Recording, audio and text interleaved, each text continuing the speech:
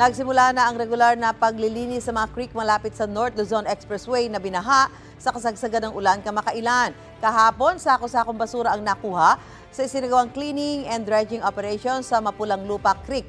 Ang paglilinis ay alinsunod sa utos ng Department of Transportation sa NLEX Corporation para hindi na maulit ang nangyaring pagbaha. Patuloy rin daw na makikipag-ugnayan ng NLEX Corporation sa pamahalaan para maipatupad ang mga flood control measure. Magpapahiram din daw ng mga gamit sa paglilinis ang Metro Manila Development Authority. Ang importante lang dito, kailangan bilisan kasi habang hindi pa bumabagyo ulit, hindi pa lumalakas ang ulan, minimize na natin yung bara.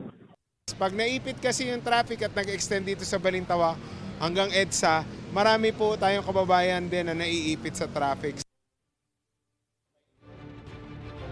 Gusto mo bang mauna sa mga balita? Mag-subscribe na sa GMA Integrated News sa YouTube at tumutok sa unang balita.